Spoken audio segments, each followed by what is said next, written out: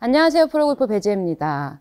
오늘은 어깨를 사용하는 방법에 대해서 준비를 했습니다. 우선 어깨를 사용하는 방법이라고 하면 골프를 칠 때는 당연히 어깨에 쓰임이 많습니다. 자, 많다기보다는 어깨가 잘 이렇게 회전을 하고 어깨에 쓰임이 없다라면 사실 골프에서는 어깨가 같이 함께 회전이 되지 못하면 회전 운동이 되지 못하기 때문에 골프가 굉장히 어려워질 거예요.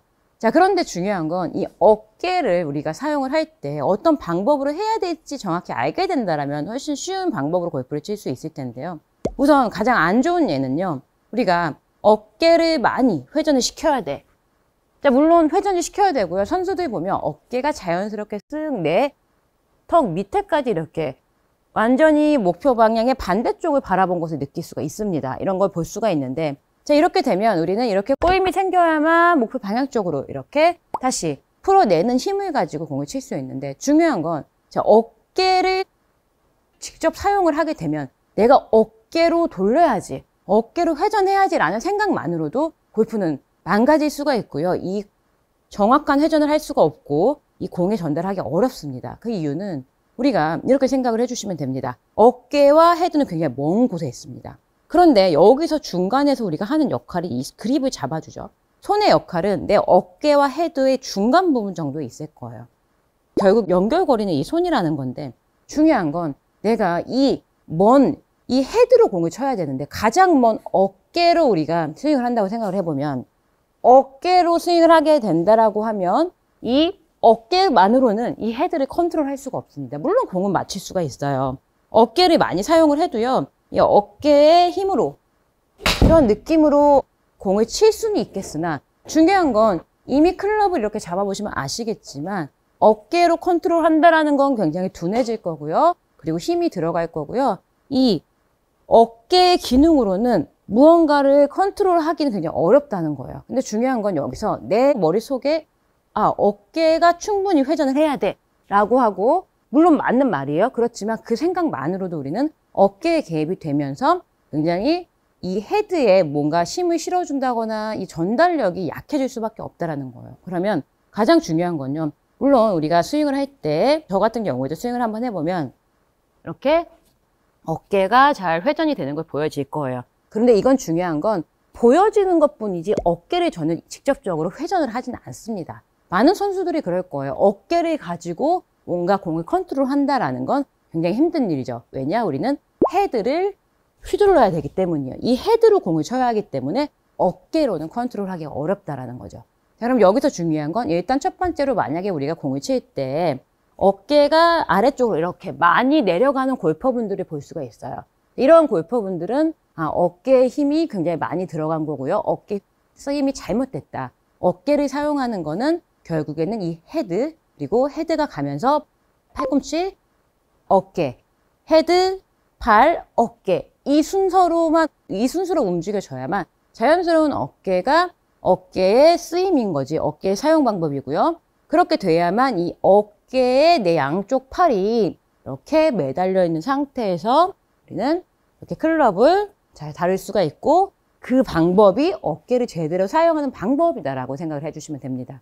이렇게 생각을 해주시면 되는데요. 클럽을 이렇게 잡아줬을 때 어깨로 헤드를 보내야지.